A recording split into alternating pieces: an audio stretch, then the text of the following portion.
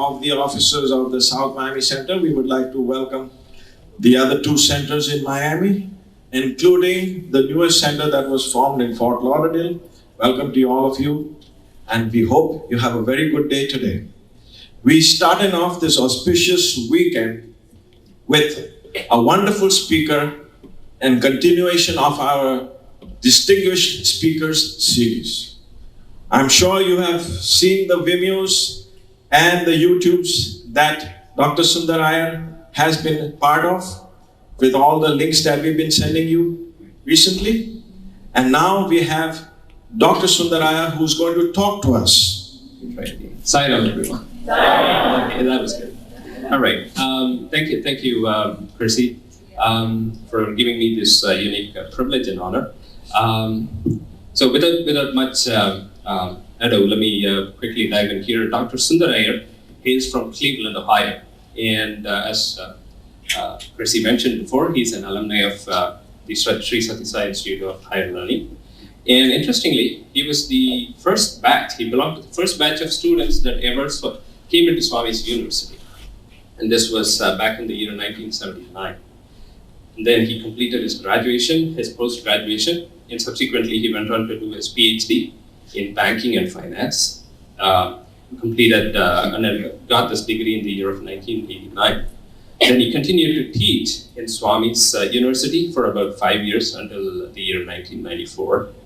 And as with all students in his time, right, Swami had innumerable occasions of being very close to Swami. And so Dr. Sunder had this unique opportunity to be at his lotus feet and learn from his direct divine presence. In addition to this, he had the unique privilege of being Swami's personal attendant for a short period during his stay in Puttaparthi. So a little bit about Dr. Sunder himself, right? Dr. Sunder, his passion is in practicing and teaching yoga, right? So there's banking and finance on one side and there's yoga on the other side. And he was the only student who received a gold medal from the Divine Hands during the very first convocation of the Sri Sati Sai University. Normally the gold medals are for academic achievement, but Dr. Sunder had the unique privilege of getting a gold medal for his yoga practices. His passion for spreading the message of Swami through yoga and meditation has taken him all around the world, and he has been conducting yoga and meditation camps. So earlier this year, Dr. Sunder decided he's going to give up his regular profession. He's an IT consultant by profession, and he's given up that regular job and he's taken to spreading Swami's message through yoga and oneness as his life's mission. So with this brief introduction, I now invite Dr. Sunder to address the devotees. Dr. Sunder. Sai Ram. Om Shri Sai Ram. I offer my most prayerful, most loving, and most humble pranams at the feet of our beloved Lord and Master, Sai. Thank you, Percy brother, for this wonderful opportunity. I consider it my greatest blessing, my greatest passion to share my faith and inspiration. And that's what makes a satsang a satsang. So we share our stories, we share our faith, we share our inspiration, and together we carve a path to divinity.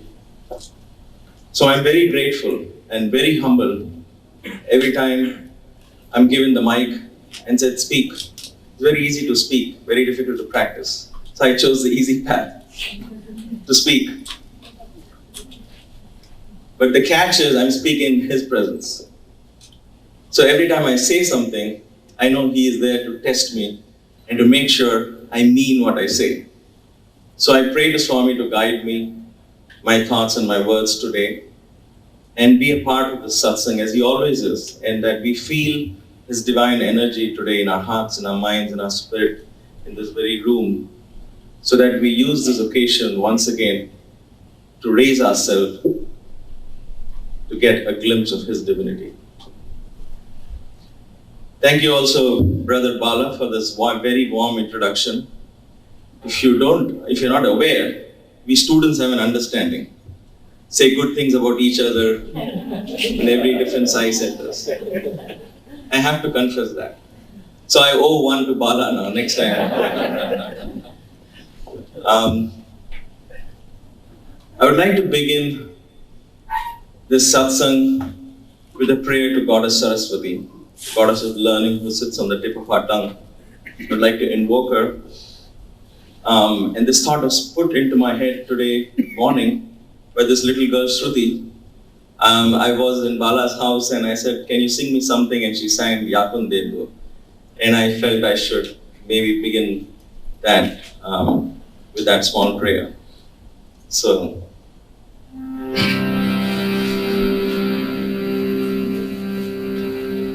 Yakun Devu Tusharharadavana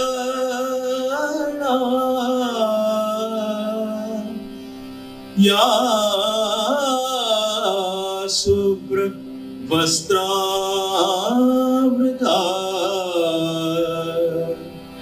Ya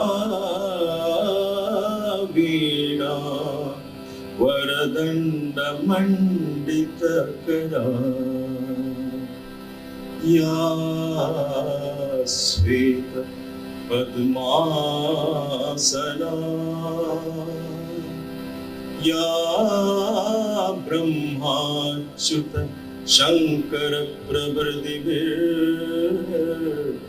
Devai Sada Pujita Devai Sada Pujita Samamba Saraswati Bhagavati Nishresha Jadhyavaha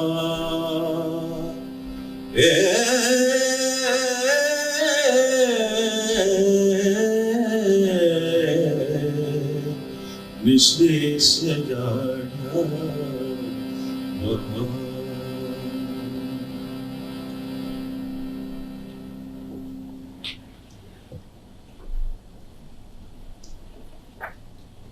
Let me begin the satsang with a disclaimer.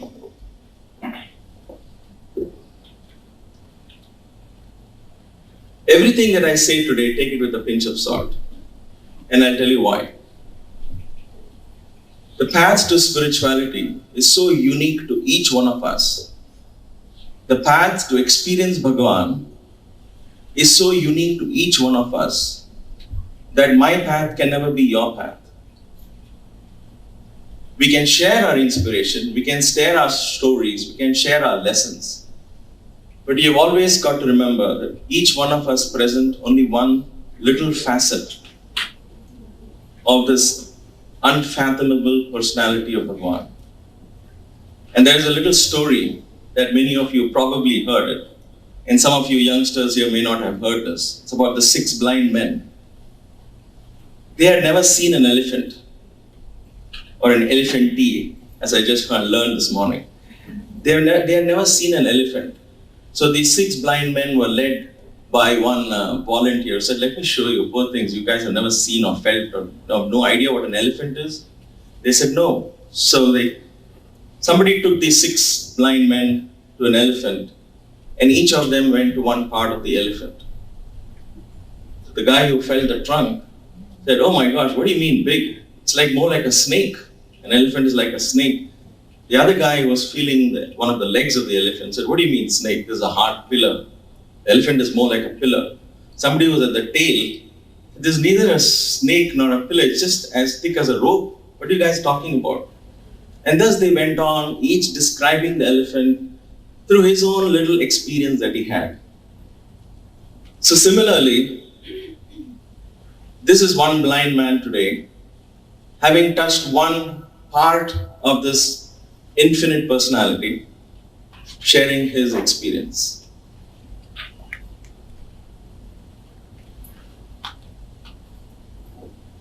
For those of you who have watched some of my interviews in Vimeo, I want you to bear with me because I don't have any more new stories to say.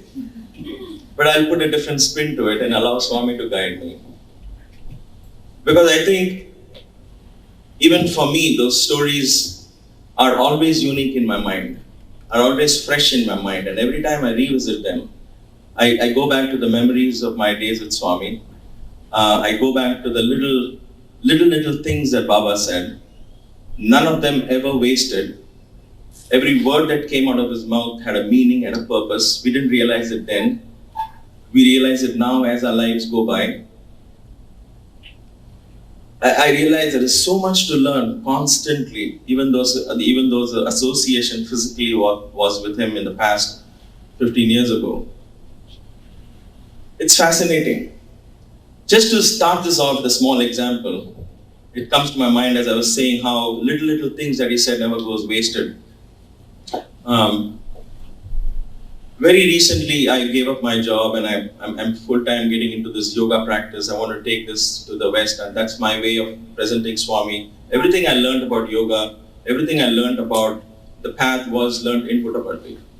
And Swami would occasionally call me with some of these sadhus or monks. He would say, "Hey, Pichi, you also come, oh mad fellow." Because he would always taunt me, "You're mad, what is this yoga, you're a monkey," and he'd always pull my leg. But at the same time, he would always invite me for these small little sessions. And those are the times you sat at his feet and listened to some fantastic perspectives which you don't get in books and you don't get it in scriptures and all. This is something from the one who knows. But anyway, he always knew I was interested in yoga. So one day we were just sitting at his feet and he said, "What do you want to do with your life?" So I said, "Swami," though I was a teacher in Swami's Institute, I always wanted to teach yoga more than teaching banking and economics and all that. My boys know that very well. So I said, "Swami, someday I want to be a teacher in yoga. I want to be a yoga guru." "Oh, guru." "Oh, you want to be a guru like me?" "No, Swami." "No, Swami." So there are two things he said. First he said, "No, don't be like me. People throw stones at you. Don't be like me. Be a friend to everyone." So I like that part. So that made me think and that just mingle with the society, mingle with everybody as they are, and that's how we have to spread his teaching. But the other important, very unique thing he said, and I never paid attention to it till it struck me very recently. He said, "See, you're in the 20s now. If you're teaching yoga, nobody will believe. They say, chinnavadu anni chestadu." In Telugu. Pardon me if I, repeat Swami's words verbatim in Telugu. But what he meant was, "Oh, you're small, so you can do. People want to respect you if you teach yoga today." And Swami Karanyananda was sitting there, and Swami jokingly, said, "See, when you're 50, if you're still practicing yoga, that time if you teach, people will listen. Now all know you." And he just, this is a casual conversation with Swami. And I never thought about it. So when I left Puttaparthi in 94, 95, I went to Bahrain for a little bit, came back, and then the first thing was I want to start a yoga thing. So I set up a center, it took off very well, but it didn't work out. And I got out of it. Long story short, last November was my 50th birthday.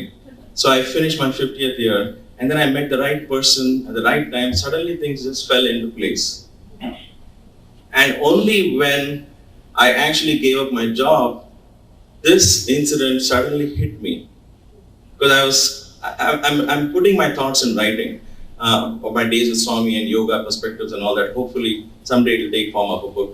But as I was thinking of this, suddenly it struck me that Swami had said this.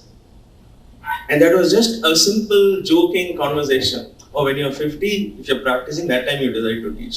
So it's amazing how these little things, and every single thing like this, it was never wasted. He never wasted his word. It's unbelievable. I guess goosebumps even as I share this now with you. Because that was something I would have, and that made me think how many more conversations he had with me, and I have not yet placed it.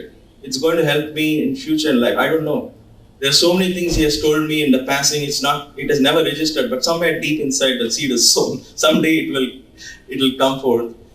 And this is just not my story. I mean, everybody whom you have met who have had that one word with Swami, when he passes by in darshan, if somebody gets up, he says, wait. That wait could mean so many things.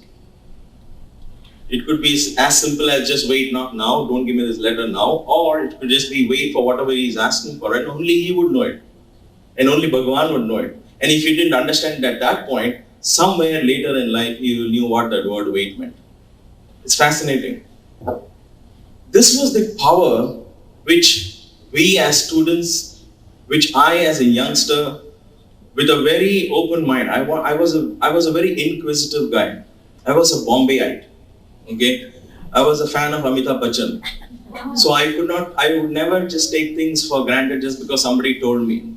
I would say, how do you know that? I mean, what do you mean Baba does miracles? What do you mean by miracle? So I wanted to explore it personally. And that is why the day I joined Puttaparthi, my desire was, I want to see what he does in his room for me to fully accept it. You know, it's nice to walk around very peacefully like this and go give darshan, but I want to see what he does in that room. Not out of defiance. I wanted to place my faith. I wanted to believe in him, but I wanted that belief to be very strong. I wouldn't believe that, okay, I want to believe because I saw everybody rushing for darshan. I would also rush. Yeah, everybody was touching his feet. I would also touch. But deep inside me, I'm like, Baba, I need more. I'm just doing it to be courteous to everybody around me, but this is not who I am. I want to do more. Because I found as a youngster that what he said made perfect sense to me. Coming from a family which said, which had gods, Muruga, Shiva, Vishnu, you know how many gods we have, right? There's no end to it. 330 million gods, as a poet wrote once. Coming from an orthodox family like that, you ask certain questions, they would say, keep quiet, you're not supposed to ask questions. Who do you think you are to ask questions? I didn't ask question, you don't ask a question. So I was asking the question was wrong. And then you bump into Swami who says, the simplest things, love is God, God is love. Wow, how simple can that be? Now the first thing I read about Swami was Samashas in Vrindavan, and the first things I read where he says, I was expecting him to say, go to Durga Mandir every Friday, go to the Hanuman temple every Saturday, do this, do that. Not that those are wrong things, don't get me wrong. But as a youngster, I wanted something fresh, something new, something down to earth. And as I read it, he said, service to man is service to God. Love is God. Go out and serve. Hands that serve are holier than the lips that pray. I'm like, wow, this guy makes so much sense. So that was what drew me to Swami. And that is what stayed with me from entire 15 and a half or 16 years of staying with Baba. That is what stayed with me. He was so down to earth. So down to earth. He was not about rituals. He was not about altars. He was not about worships. He was not about mantras. He was not about chanting. He was more about purity of heart. He was more about the essence of devotion, the power of devotion. He would talk about Radha. He would talk about Meera. He would talk about great saints and sages, but he would tell the essence of what they stood for. I remember once Swami was not talking to me earlier those days, one of those days, and I wrote to him, I'm not going to eat, I'm going to fast today. And I just wrote him a letter, I'm not going to eat. I had built on all these crazy things with Swami. So I would write to him, unless you talk to me, I'm not going to eat and all that. So I think it lasted 1.5 days, and then Swami called us inside for something, and then he looked at me and said, wow, how mad can you be? You think I'm going to talk to you because you're hungry? Go eat something. So he made me eat something that was very sweet of him. But he said, you know what is fasting for God? You think because you're fasting, God gets pleased? He said, and he said a beautiful anecdote here, and I want us to take these things home because we think of fasting as a ritual, right? He said, Radha also fasted. He said, Radha also fasted. But do you know why her fasting reached God? I looked at Swami, I didn't answer anything. I had no clue. He said she was so lost in the thought of God, she forgot to eat. That is fasting. Not yours, I want to fast, I won't eat. That is not fasting. That is hysteria. I think Swami must have called me hysteria at least 1,000 times. I deserved it. Every time I deserved it. But he said that is not fasting. But that point for me is so powerful. See, how many of us think we are pleasing God by fasting or doing upvas? But true fasting is when lost in the chant of God, lost in the thought of God, you forget to eat. So Radha forgot to eat. That is why she fasted. So similarly, if you think of Bhagavan Nityananda who danced Hare Rama, Hare Krishna, and seeing him dance, people thought, yeah, maybe if I dance like that, I'll also get his influence. So everybody decided to imitate him. Hare Rama, Hare Krishna. But he said he was in ecstasy. He didn't know he was dancing. He was in ecstasy. They cried when they were in ecstasy. They danced when they were in ecstasy. Purely lost in the love of God, they became one with this ideal of Krishna. And therefore their body swayed in the rhythm of music. But watching them externally, we say, oh, he danced, I can also dance. Maybe dancing helps me. So you sway and all. Now that becomes quote unquote hysteria in Swami's eyes. Correct? So he always brought our focus back to the core of devotion. What devotion really meant. What bhakti is all about. And that, to me, there were many songs, and I'm going to share one or two songs with your permission. Some of these saints who, we drew a line, we drew a parallel between what they said and what Swami was, exactly the same. Swami has not been giving us something very unique. He's giving us the most powerful and the most traditional of our beliefs back to us. You know, there's a saying of old wine in a new bottle. He's just presenting it in a new fashion. But it is the same age-old truth that you are divine. You have to wake up to your own divinity. He presents it back in the form of stories, in the form of leelas. And it's fascinating how, in the course of just being lost in the thought of God, we can purify ourselves. And bhakti or devotion is a very, very, very powerful path to God. It may appear easy. Somebody might say, oh, you yoga, headstand, and all, no need, Baba, I'm happy being a bhakta. It's nice to say you're a bhakta or a devotee. But as Baba would say, you call yourself a devotee, that's fine. When does one become a true devotee? He says, when God accepts you and calls you, He is my bhakta. Then you become a true devotee. You put your own badge and your title, you can call yourself, we can call ourselves whatever we want. But then when He decides to call us as a devotee, as Krishna did to Arjuna, He says, you are my warrior, you are my devotee. Once that title comes to you from Him, then you have become a devotee. And to become a devotee of God, I think, is perhaps the most noblest of missions you can embark in life. Because you're actually embarking on the destruction of all the image that you carry about yourself. You're embarking on how empty can you be and how you can be filled with Him. You know, the flute that Krishna plays is hollow inside. So we had a brother, Ravi Teja, who played the flute. And Swami one day picked up the flute and he was beating on this thing. And he said, see, why does this make such good sound? Then he closed his finger, he put it on the other end. He said, now can you play it? The boy said, no, Swami, no sound will come. Why? He says, it's blocked. He said, the more empty you become, the more God can play melodies through you.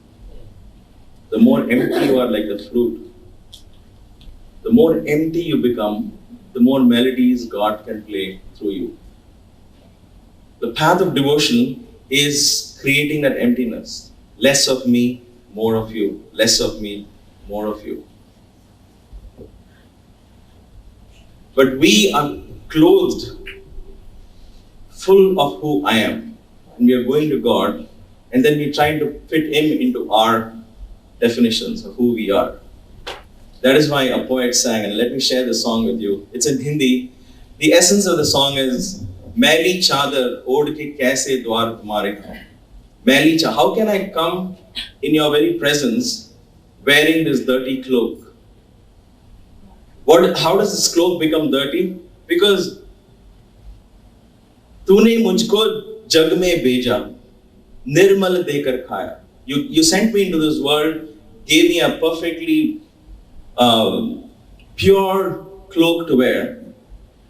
आकर के संसार में मैंने इसको दाग लगाया. I came into this world and instead of maintaining that purity, I have brought in all kinds of stains onto this cloak. Oh, Sunder Iyer. Oh, 20 years with Baba. Oh, gold medal. Oh, PhD. I've just worn all stains all over the place. So I've defined who I am. I live in this so-called cloak. And all of us have cloaked ourselves like this. And this is not just this birth. Birth after birth after birth, day after day, week after week, month after month, year after year. You get the message. But we are constantly staining our cloak. How do I take this cloak and come to your presence, O God? You gave me such a beautiful voice. But instead of speaking about you, instead of speaking to you, I use it for gossiping. I use it for trash. Instead of closing my eyes and meditating upon you, I use it to see everything flirting by, everything frivolous. And having lived that kind of life, how do I come now and offer a song to you? So it is not about singing a bhajan in the mind. Oh, I didn't get a chance to sing. Oh, I'm the oldest devotee. I must get my chance first. No, those are our own little egos playing fun here. But when I really sing, do I become empty? Can I become empty? What kind of song can I really offer you? Can my life be a song? Can I be that melody? And let my thought, my word, my action be the melody that you can listen to. You know, as I was talking yesterday in a small satsang, God listens to your actions more than your words. Right? We speak and we sing and we pray to Swami. But Baba says, I can't hear you because your actions are speaking louder than your words. So through our actions we can offer songs to Baba. And those actions can be as melodious as the best ghazal singer in the world that you can sit and listen to. Our feet, are they walking towards God? How can I bring this feet to you, God? Instead of traveling towards you, and that what that means is that every decision we make in every day, do we place God as our priority? Do we place Baba as our priority? Does our life revolve around Baba, or does the day revolve around what I want? We need to ask ourselves these questions. And I think occasions such as this, especially since Swami's resurrection, I like to call this day or this week or this time as Swami's resurrection. He's resurrected back into where he came from. Now he is all the more available to each one of us. No more VIPs, no more VVIPs, no more interviews. It's all interviews. He's open to all of us. Just as Christ was, just as Krishna is. He's one, he's come back, he's gone back. He was the infinite spirit. He took the birth of a human form, and we'll talk about stories of that. And then he's gone back to being the infinite spirit, which is within us, around us, in us. He always identified himself with that infinite spirit. And so if our lives revolve around him, then every step we take is a step towards him. I love this bhajan. And though initially you would feel this bhajan is very discouraging, it's more of a pessimistic bhajan. Oh my gosh, how I'm cloaked in dirt, how do I come to you? Oh, my voice is broken because I wasted my voice, how do I sing for you? Oh, I'm not walking in your path, so what can I do? It awakens that question. Then how do I clean this Nirmal Vani that you gave me? How do I clean this pure cloak that you had given me? That we adorned ourselves, right? So I love this bhajan. I like to offer it at this satsang and at Swami's feet. Sagapadani Danida Sanida Gapada Paka Sanida Meli Chadar Od ke kaise Meli Chadar Od ke कैसे द्वार तुम्हारे आऊं, द्वार तुम्हारे आऊं। हे पावन परमेश्वर मेरे, मन ही मन शर्माऊं, शर्माऊं, शर्माऊं। मन ही मन शर्माऊं। मैली चादर ओढ़ के कैसे, मैली चादर ओढ़ के कैसे द्वार तुम्हारे आऊं। हे पावन परमेश्वर मेरे, मन ही मन शर्माऊं। मैली चादर ओढ़ के कैसे तूने मुझको जग में भेजा, निर्मल देकर आकर के संसार में मैंने इसको दाग लगाया। जन्म जन्म की मैली चादर, जन्म जन्म की मैली चादर, कैसे दाग छुड़ाऊं। मैली चादर ओढ़ के कैसे निर्मल वाणी पाकर तुझसे नाम न तेरा गाया। ओ निर्मल वाणी पाकर तुझसे नाम न तेरा गाया। नयन पूंज कर हे परमेश्वर, कभी न शीश झुकाया। मन वीणा की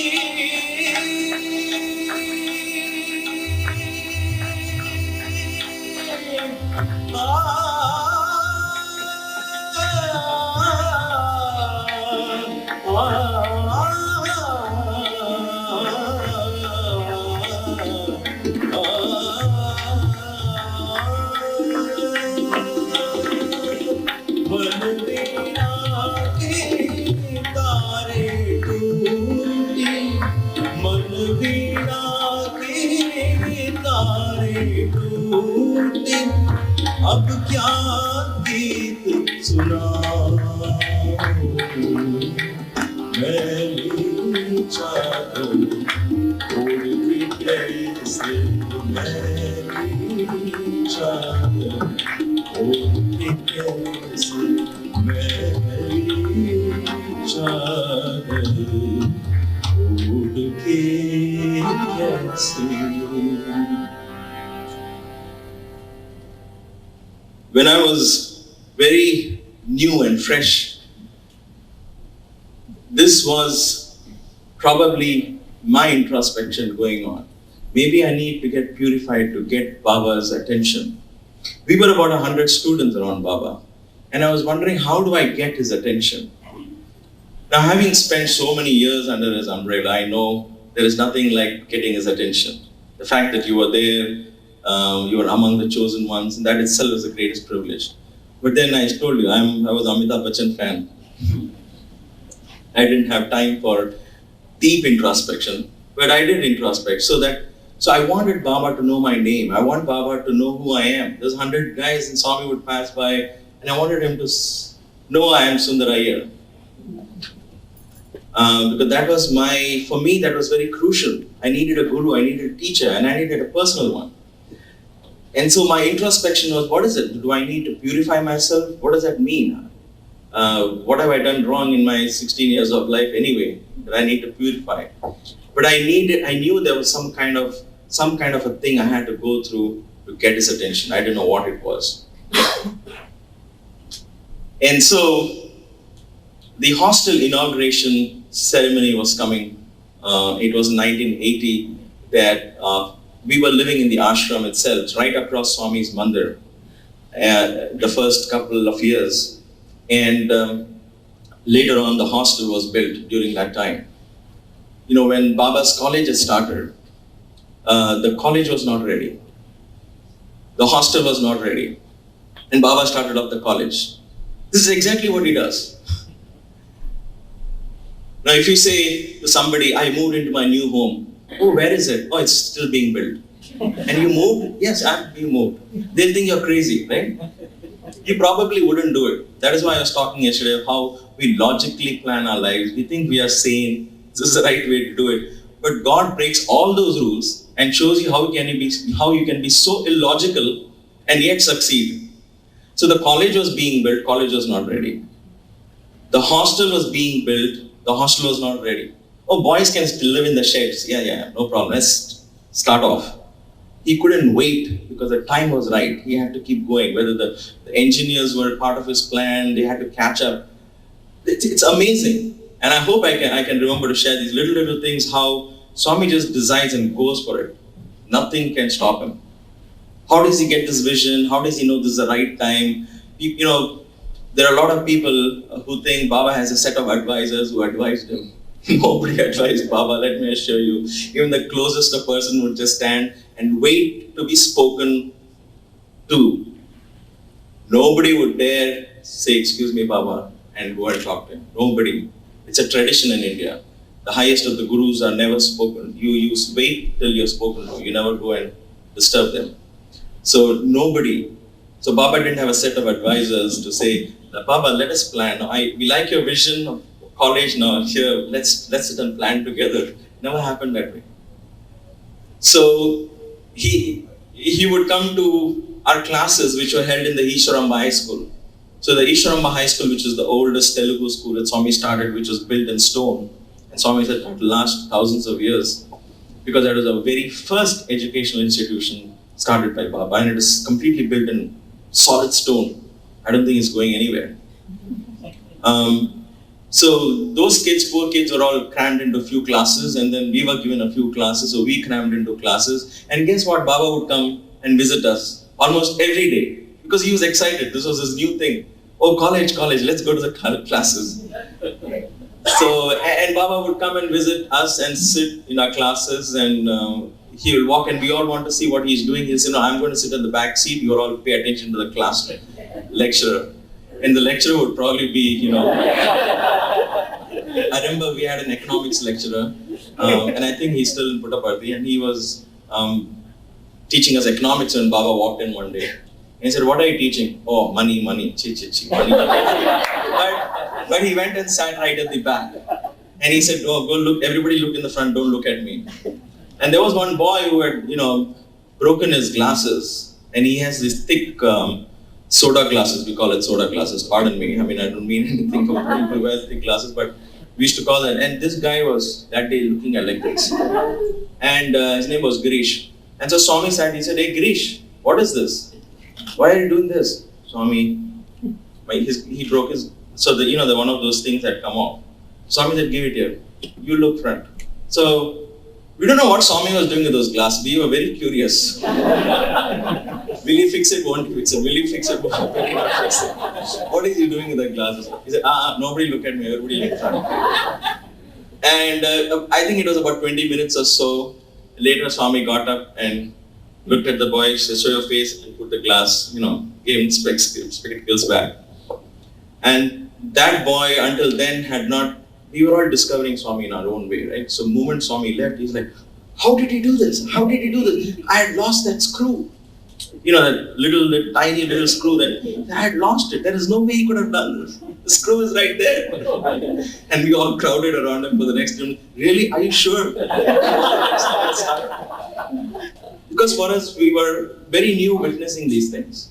And Swami would perform these things just as, he wouldn't announce it, he would be so subtle in his approach. And suddenly just put the glasses and now you can see, good, go. So for him, that boy, poor thing, is struggling how to fix it. That was his aim. So he did it in one and we were all excited.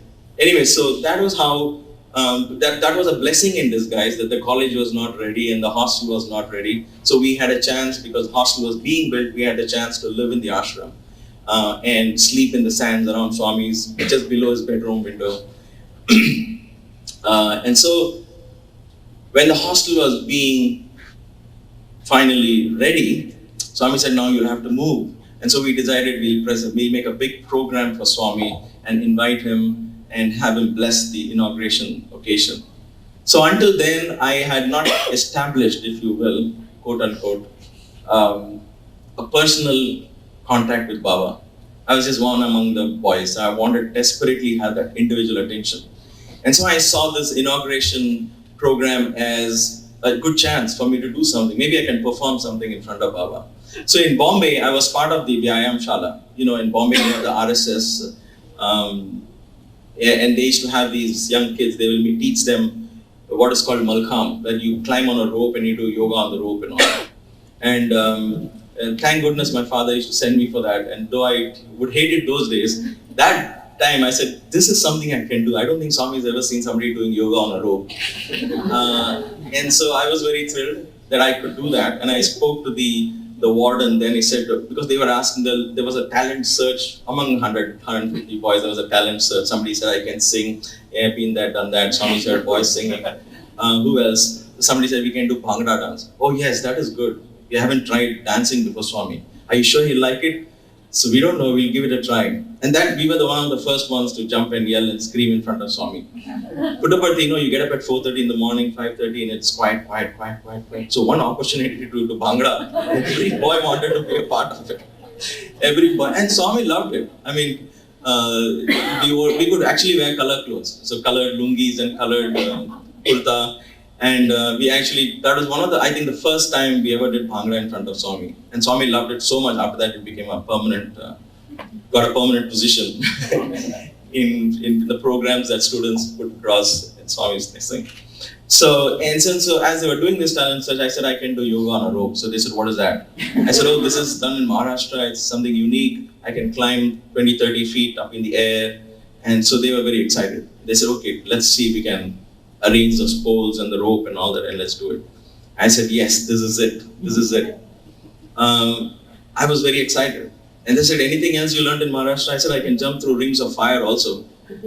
So the warden was a little cautious. That is maybe a little dangerous. I said, no, actually it's fantastic. And Baba's not seen these things. Let's do something nice, dashing.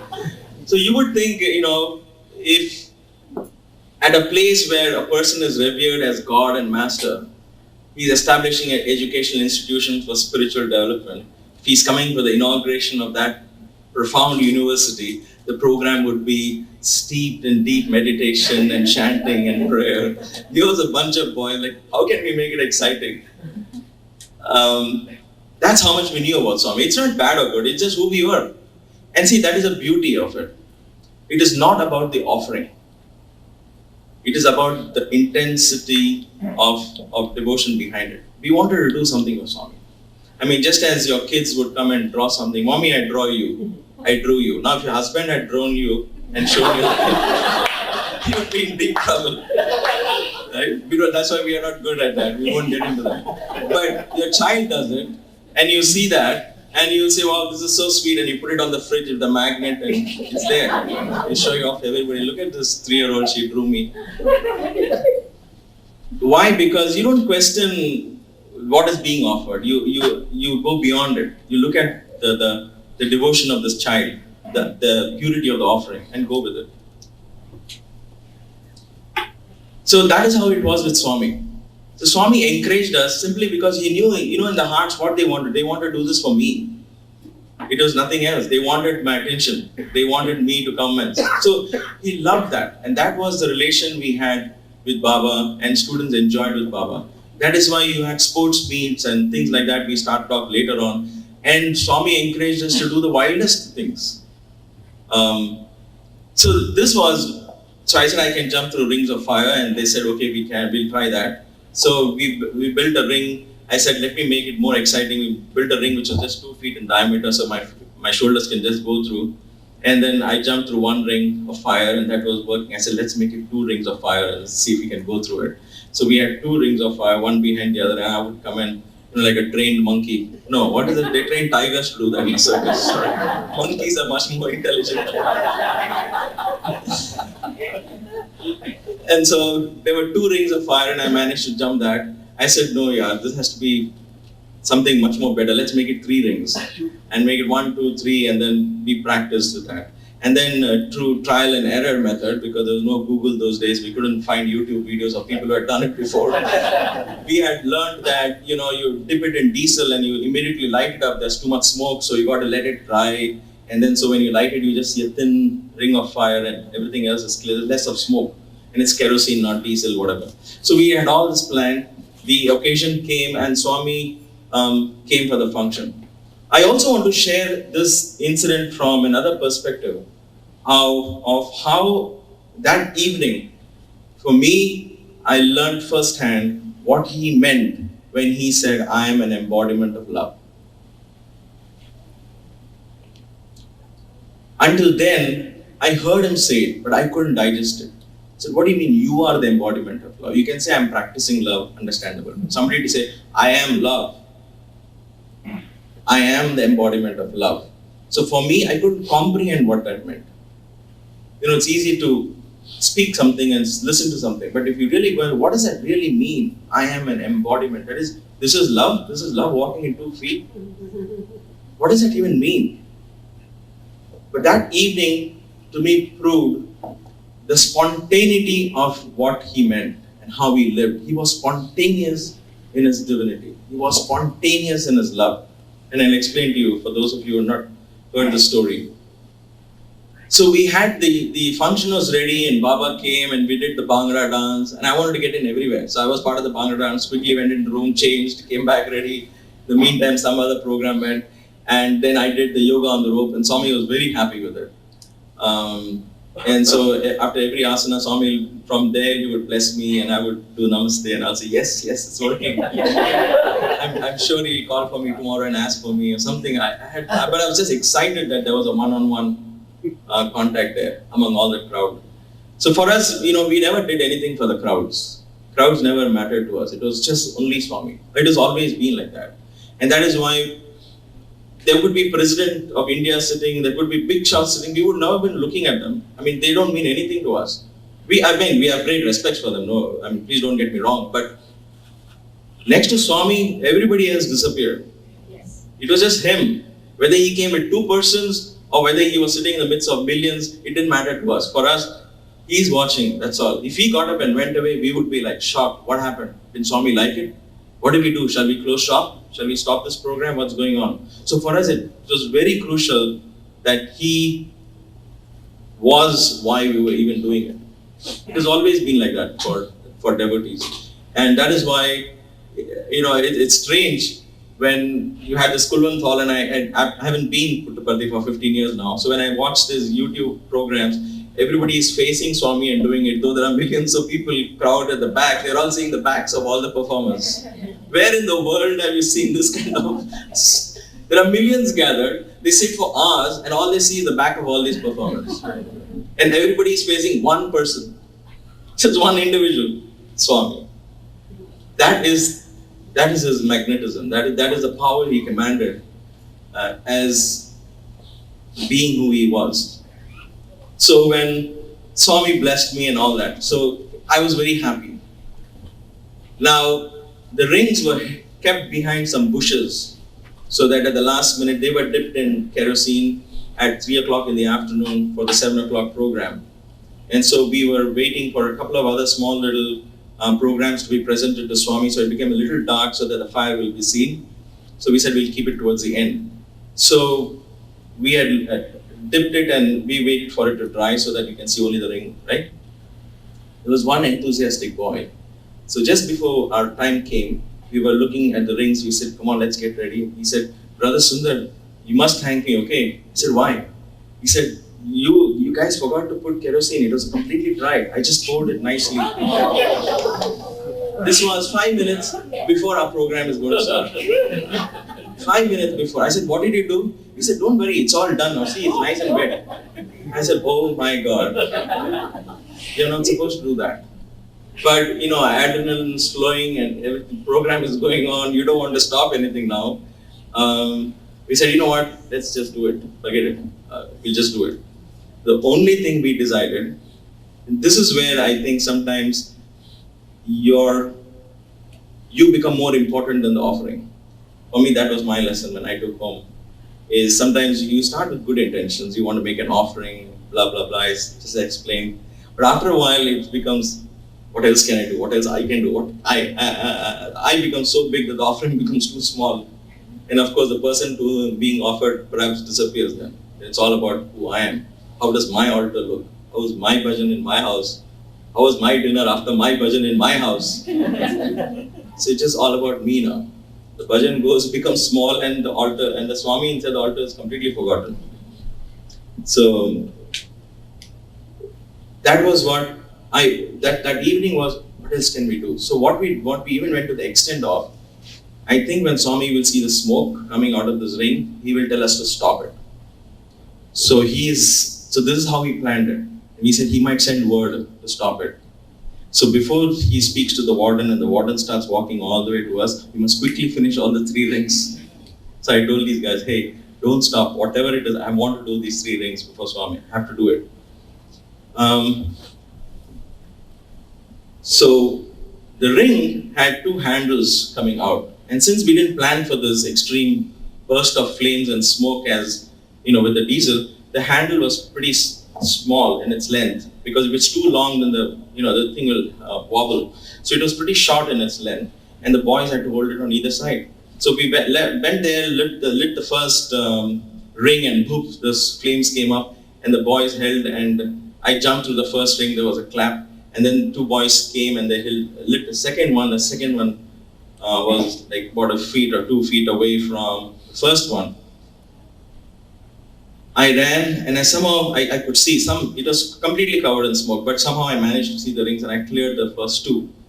As I cleared and got up and came running, I saw the warden started walking towards me. I couldn't see Swami because too much smoke, but I saw the warden walking, and he was waving like that. So I told these boys, hey, 3rd ring, quick, 3rd ring. Now these boys were like, Sundar, let's stop it now, because our hands are scalding, it's too hot. The first 2 boys were like, they're holding it for some time, and it's getting very hot for them. They said, Sundar, let's stop it. I said, come on, man, 2 more minutes, let's do it. So the 3rd pair of boys came and they lit the 3 rings, and I went, before the warden could say, I ran towards the 3 rings. Now this is all done, like I have to do it, I don't care. I want to do this for Swami. And mind you, it was not out of devotion, I was more about what I want to do. So let me be very honest here. So don't think that, oh my gosh, what selfless devotion you had. I was more focused on how I can do it. That's all for me at that point. And so when I jumped, the first 2 boys thought I cleared the ring, and they couldn't hold it. They were waiting for every second, so they let go of the ring. But my foot had not cleared it, so my shoes hit the first ring, and then everybody just let go. And all the 3 rings were around my body as I landed on the ground. And this is the best part. The best part is, again, we didn't have YouTube and Google. When I say Google and YouTube, I look at youngsters automatically. But we didn't have that. So, and we were not yet into sports and things like that there. We were all very new. It was all bhajans and morning, evening, afternoon bhajans. Okay? So this was the first time we were actually doing something sporty for Swami. So no, we didn't have the concept of a t-shirt, So I looked for somebody has anything tight I can wear because I want to do this. So this one guy said, I have a polo neck a t-shirt, you want to call that. And I wore it. I didn't realize that it was polyester. And I thought, anyway, I'm clearing these rings, so it's not a big deal, or whatever it was. I just wore it because it's tight fitting, and so I thought it's easy for me. So I was wearing a polyester when I landed, and all the 3 rings on my body, I landed. Now there are there were at least, I think, 10 or 20,000 people that day because Swami had invited the public on that inauguration. So they were all over the building, terrace, the quadrangle. All of them gasped. The boys gasped. Only one person acted. Guess what? Guess who it was? It's none other than Baba. When I rolled, this is happening so fast, but when I rolled on the ground, I knew this was onto me, and the sparks just started, catching so fast. I wanted to jump out, and the only hand, he said, Bangaru. I looked up, and there was Swami. He held my hand and pulled me, and started rubbing my chest. Bangaru, Bangaru, don't worry, don't worry, don't worry. He started rubbing the sparks off my t-shirt. Let's just pause there for a moment and understand. He's wearing silk robes himself. Okay? He is sitting in a jula which was at least 150, 200 feet away. He had sent word to stop it. He saw the warden coming. And later on the boys told me the moment you started running towards the third thing, Swami's jula, Swami sitting in the jula. And the boys were, very gently, how Swami, when he sits in the jula, very graciously, the jula was swinging. Now he had all these boys in command. So he knows something is going to go wrong. He had all these boys, he could have said, stop it right now, stop it. And they could have stopped it. Okay? But at that moment, I believe he just jumped out of the swinging jula. He didn't even tell them to stop because there was no time. He jumped out of the jula, pulled up his rope, and started walking towards me or running towards me as I was running towards him. So when I landed, he was right there to pull me out of the fire. To me, that is spontaneity of love. That was a very moving, extremely humbling incident for me. But then, the next day, Swami said, where is the fire boy? My dream was fulfilled. And I never had to look back. Swami asked me my name, and he announced people, that mad boy who jumps to the fire, that's the boy. So I had to probably cross the 3 rings of fire and purify this chadar to get his attention. I don't know. But I thought in some way it was symbolic. But for me, more than that, which was at personal level, I learned a lot about why our offering should be as simple. It's not about the offering, it is the intensity behind the offering. And more than anything, I for me, physically understood what he meant by spontaneity of his love. I mean, that is who he was. Now you might think that Baba did this in public, so there were people watching, and there were cameras taking pictures and all that. But let me share with you one more incident to which I was a personal witness, if you will, where there was nobody to watch, and Swami did something very amazing. And that was another eye-opener for me.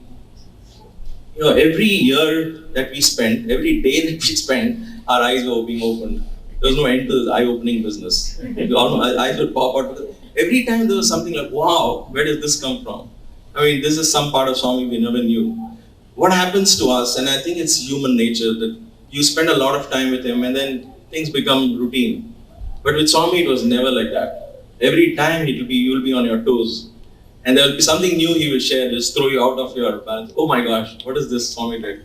So there was many years later, once 2 of us was talking to the warden and Swami's car drove by, and usually he'll pass the hostel and go by. But that morning he decided to drive all the way in and get out of the car. And he got out of the car, he looked at us, there's nobody in the hostel. I mean, all the boys had gone to college. So the situation is, we are standing here talking to the warden and just on our way to teach at Swami's college. This is many years later. And so just as we were leaving, we turn around, we see Swami's white Mercedes-Benz turning, coming right in, and Swami getting out. We just froze. Swami now, here? There's nobody here in the hostel. He got out and he said, wasting time, just talking, wasting time. Swami was a very strict disciplinarian. I mean, for him, for him being in the moment was real. Every 24/7 he was in the moment. He was who he was all about his mission, there was no letting go at all. For us it was fun time and devotion time and all that is, right? We segregate times, but for him he was just there all the time. So for him, anything waste of time will be like, what are you wasting time? See? And we just said, Swami, Swami, Swami. He was terrified that, he's not very happy to see us like this talking, but that was near a sports event on January. This happened. There's a little background, so let's pause here and just go to a little background to the story. There was this boy who was come from a very well-to-do family. He was a big, hefty 6-footer, and he was into karate and everything. And Swami had given him a lot of interviews with his family, and they were all in cloud 9. And Swami said, yes, you can join my college. And so he joined the college that previous June or July, and then after that, Swami stopped talking to him. Swami has this fantastic thing of giving you all the importance, and he says there are 2 ways I burst your bubble, right? There are 2 ways I can kill your ego. One is, I will ignore you so much that you will be so small you will just fizzle away, which is again good only. Or I'll pump you up nicely till you burst like a balloon. So there were different things Swami would do. So he pumped this boy up nicely. The boy was VIP. Oh my gosh, this guy is so close to Swami. Swami talks to him every day. Yeah, he was walking around. And then suddenly Swami decided, okay, let's drop him for a while. So this boy couldn't take it. Then he noticed mosquitoes biting, and I had to sleep on the floor. Oh my God, I had to share a common toilet. This is not going to work for me in the hostel. So everything then hit him. Until then everything was, yeah, it's okay. So he was at a point where he became a negative influence to other boys. At a point where he became so negative, he said, this is worse, man. This is not how it is in UK. It is a whole different life, man, and this and that. So the warden got a little concerned, but if you're not happy, boy, I think you should go back home. You shouldn't be sitting here and sharing your frustrations with the boys. They may have none of your frustrations. But anyway, this boy was so frustrated and angry that Swami was not talking to him, ignoring him, and plus all this. So when the sports meet came, we decided, let's ask this boy if he has got some talent. Because I always remember how I got to Swami. So I said, let's give him some chance. Maybe something he can do. He said he knew karate. I said, good. Why didn't you do a karate program? So he was very excited. Yes, I'll do a karate program.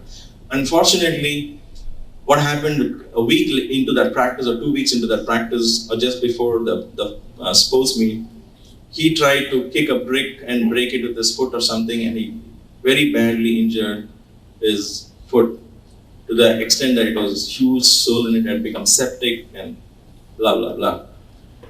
Now that morning, this boy is lying in the room in the hostel when this happened.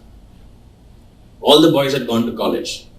Now those days we were a shortage of crutches, those. So out of every 10 boys, I think 1 boy will need a crutch during sports meet. Somebody or the other will be getting hurt. So what would happen is there would be our volunteer boys who would carry the crutches with one guy who could go to college and then bring the crutches back to another guy who will go later on to college. So the crutches are in great demand. 2 or 3 pairs would be shared by 6 or 7 people. Because you dare not go and tell Swami we need more crutches. And Swami said, no need of all this. If boys are breaking legs, I don't want all this. So you can't tell him also. Pardon me when I say you can't tell Swami and things like that. I'm just talking in a very physical sense. That's why I said take my experiences with a pinch of salt. It comes from a blind man. But this is, so nobody would tell the doctors, please go and don't tell Swami you want crutches, and Swami will stop all our programs. We want Swami to come and enjoy it. This boy was waiting for his crutch to come. His foot was so badly injured that he couldn't even hop on the other leg and go, and he wanted to go to the bathroom.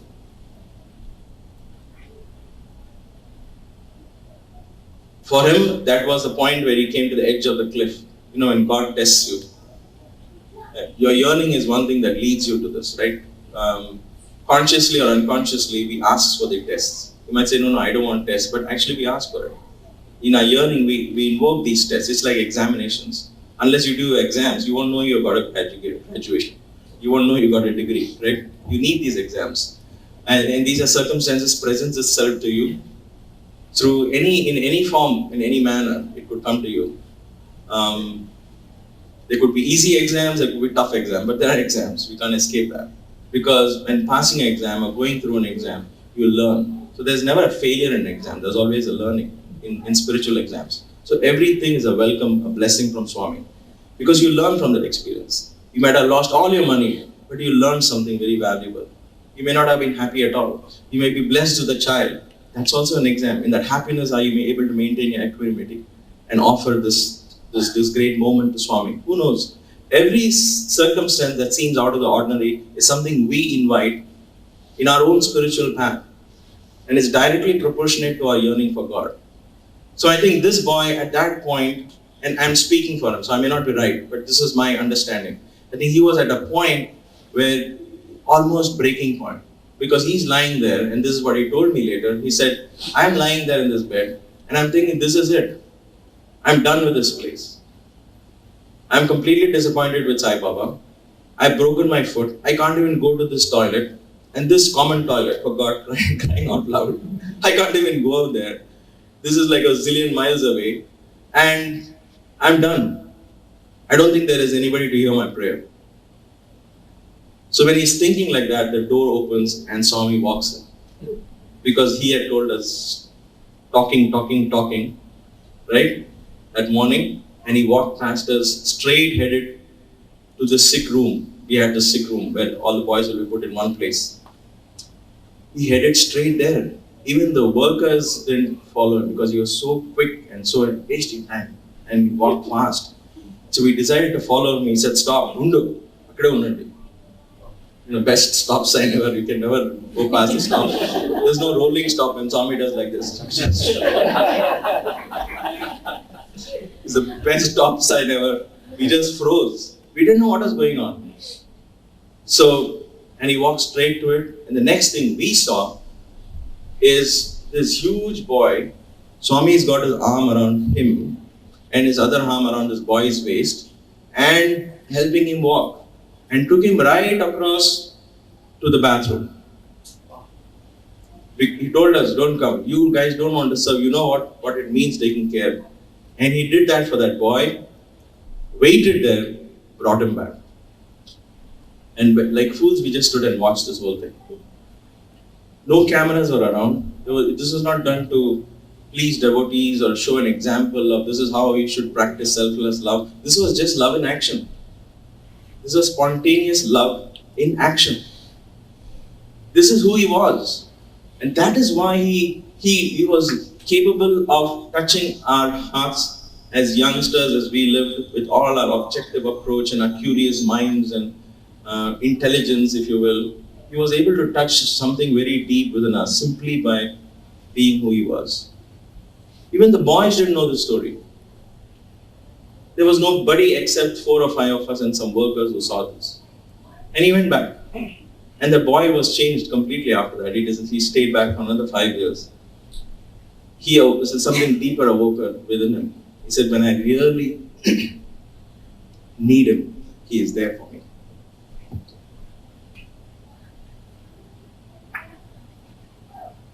No, that's okay. I can go on. Do you want a 5-minute break or we can just go on? Okay. Can I have some water? Oh, yes.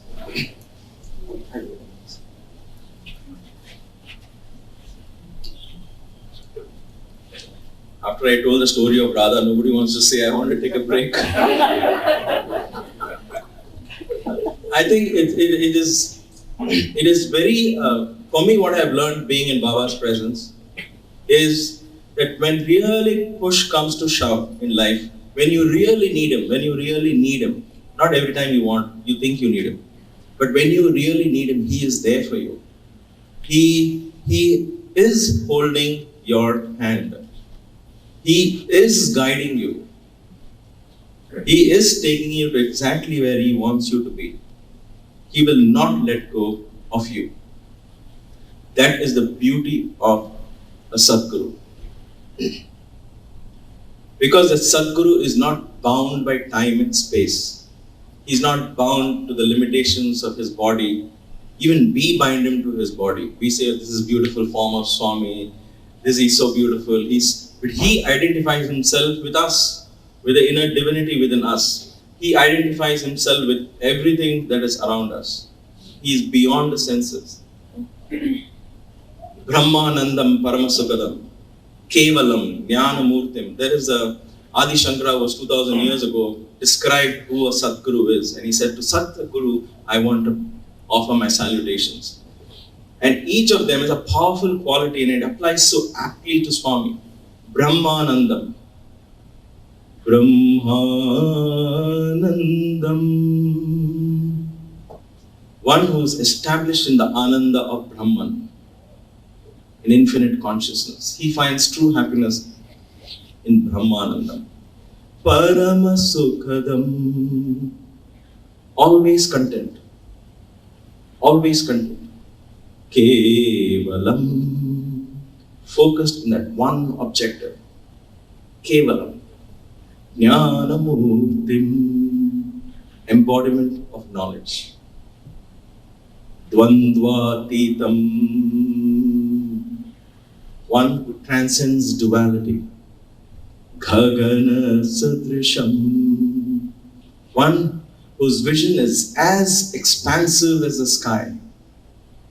Tattvam asya dilaksham. Tattvam asi. Thou art that. That is his goal. That is his mission. Baba says, you are divine, I am divine too. Thou art that. Asyadi laksham, his lakshya, his tattvam asi. Ekam, only one. Nityam, permanent. Vimalam, purity. Achalam, unshakable. Sarvadi, sakshi bhutam. Eternal witness to everything that passes by. He is merely a witness. Goes ups and downs, he stands and decides to watch. Bhavatitam. One who is beyond bhavas. There's no emotion. Beyond emotions, beyond feelings.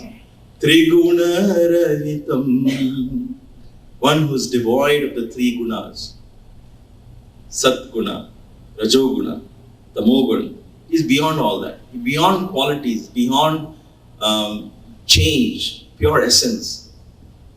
Sadguru Tam Namah. To that Guru, to that Sadguru, I bow down. The beauty of devotion, why Swami insists on Namasmarana, is because when we contemplate on this with meaning, we understand. Thousands of years ago, people spoke Sanskrit. They expressed their emotions in Sanskrit. They wrote in Sanskrit. They thought in Sanskrit. They dreamt in Sanskrit. So they offered prayers in Sanskrit. Today, if we are thinking in English, we dream in English, we speak English, then we can offer our prayers in English. We don't have to borrow some age-old words and mantras which we don't understand. Devotion is when you meditate on these qualities, and as you think of these qualities become a part of you. And you, without your own knowledge, become divine. You become part of Swami simply by thinking. That is why we equate Radha to Krishna himself, right? Why? Because she was lost in the thought of Krishna, eventually became one with Krishna. Her consciousness just became one with Krishna. Meera initially yearned for Krishna, ran around the streets, where is my Krishna? Where is my Krishna? And then finally said, Payo ji maine Ram Ratnathan Payo. Finally I realized Krishna is within me. Chalo man Ganga Yamuna Tir. Oh mind, just go within to your own source. That's the source of Yamuna and Ganga and everything. And Krishna is right there. Hanuman is equivalent to Rama. Why? Because in the thought of Rama, in the chant of Rama's name, he became one with Rama himself. A monkey. If a monkey can evolve just by pure devotion, by pure contemplation, why can't you and I do the same? Losing ourselves in the thought of God, singing His glory, listening to His glory. There was a king called Parikshit. He was a great grandson of Krishna. And he said, oh my gosh, my family had all this, please tell me stories. And just listening to these stories, he became one with the universal consciousness. That is the power of devotion.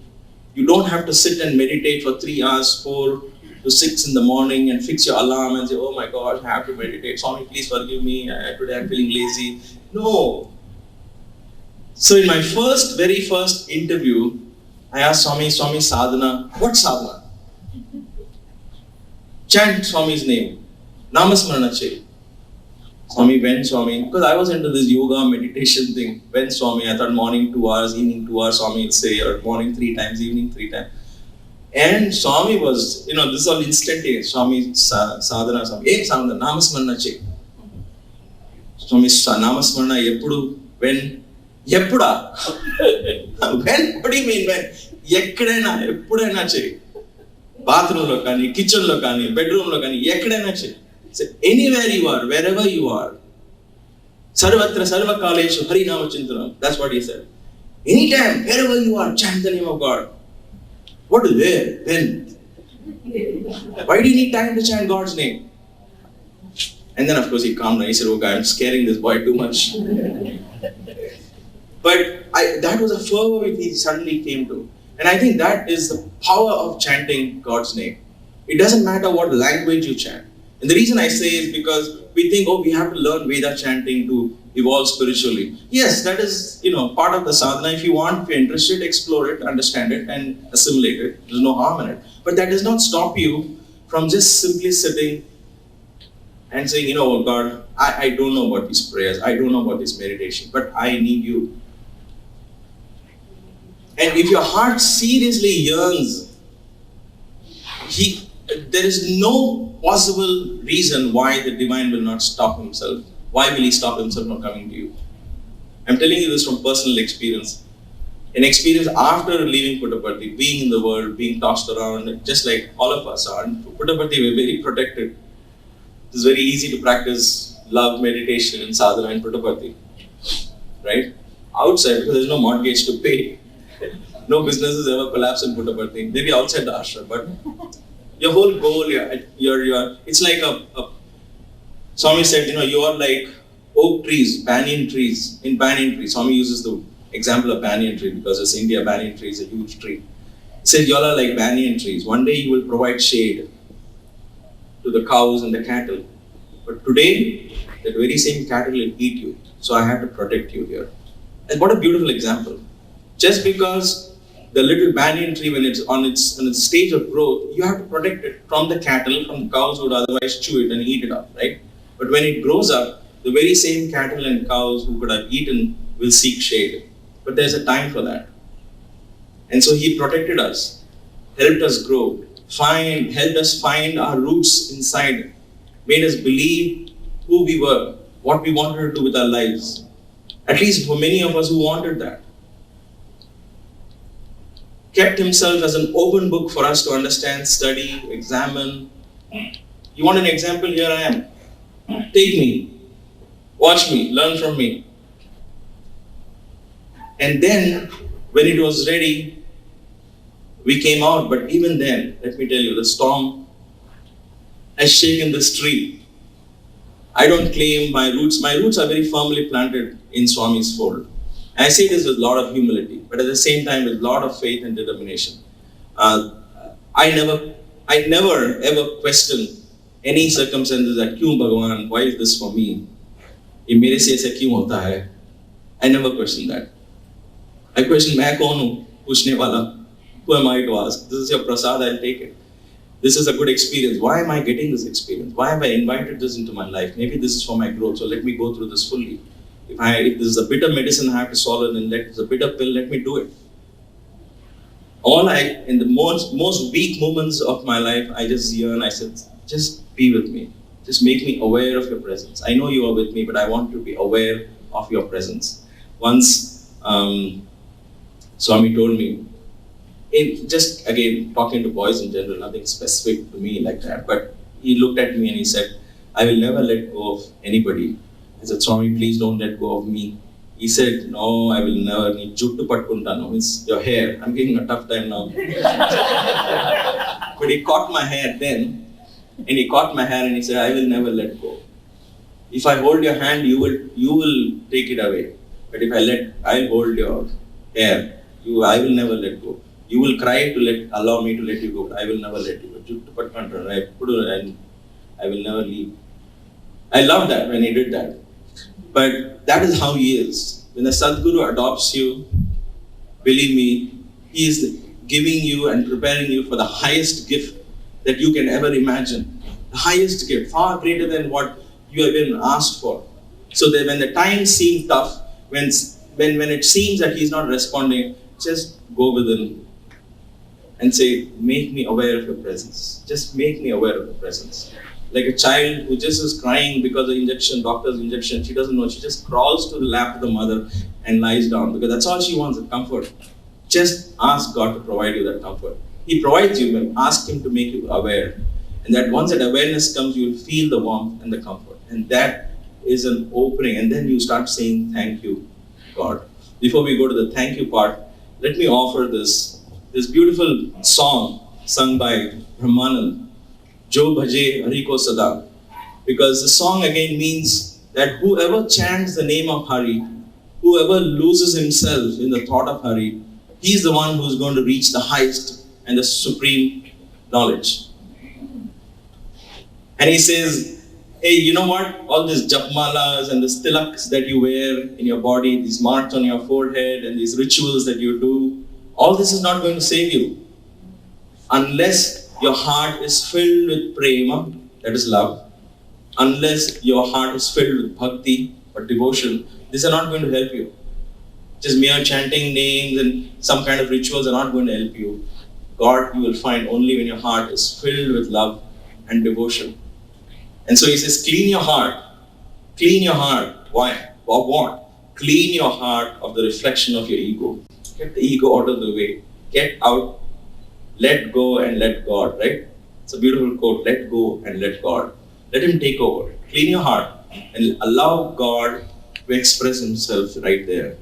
And that can be done with intense faith and seeking solace just with God. That is the essence of the song. I love the song and I hope I can do justice to it.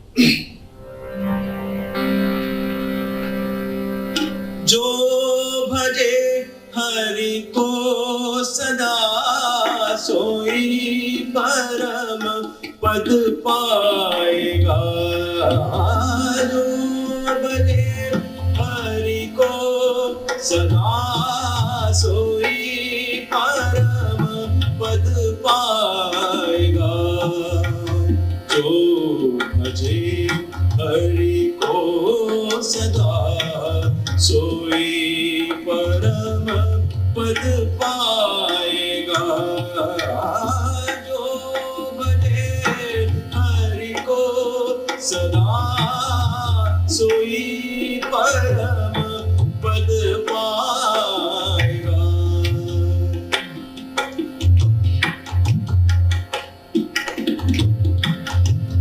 Deh ki माला तिलक और छाप नहीं कछु काम के. देह के माला तिलक और छाप नहीं कछु काम के. प्रेम भक्ति के बिना प्रेम भक्ति के बिना नहीं रात के मन पाएगा. जो भजे हरि को सदा सोई परम पद पाएगा. दिल के दर्पण को सफा कर दूर कर अभिमान को. दिल के दर्पण को सफा कर दूर कर अभिमान को. खाक हो गुरु के कदम की, खाक हो गुरु के कदम की, तो प्रभु मिल जाएगा.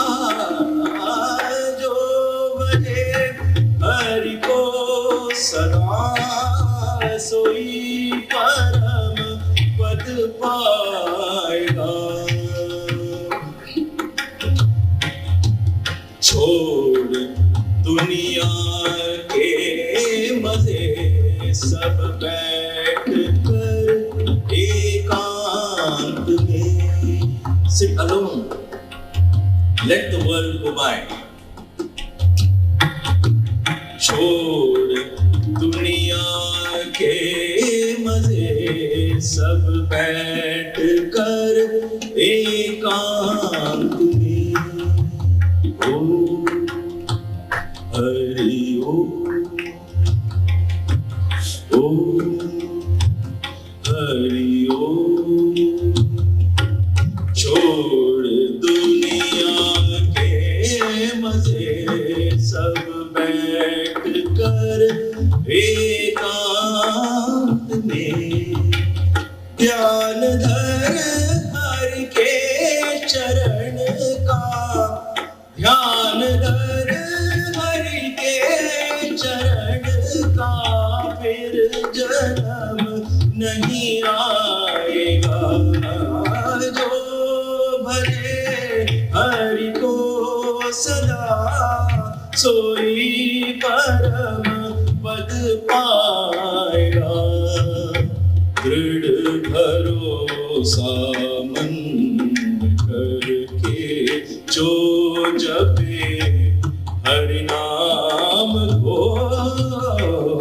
दृढ़ भरोसा मन में करके जो जपे साई नाम को. कहता ब्रह्मानंद. कहता ब्रह्मानंद. ब्रह्मानंद बीच समाएगा.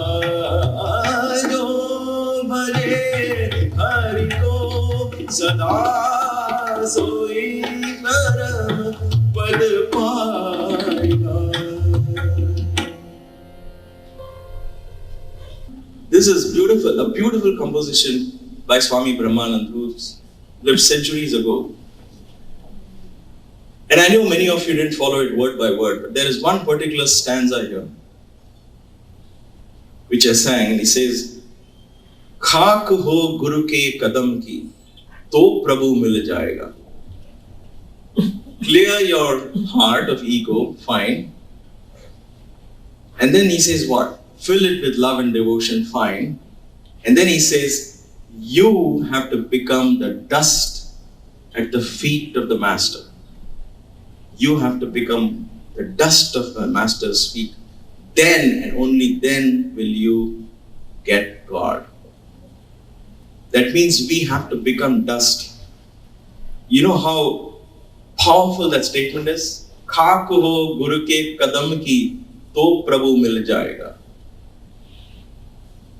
When Pedapotama, this is a lady who has seen Shirdi Baba when she was 15 or 16 in her teenage, and then she came to Puttaparthi and she has written a book in Telugu. And so Pedapottu is the big Pottu. She had a huge big circle. You could spot her anywhere in the crowd because of that one big Pottu. And she was the one who was the only one I remember very vaguely now, because it was an early age. When Swami would come out for darshan, she would just call out to Baba, Baba, what? 3 days you have not seen me.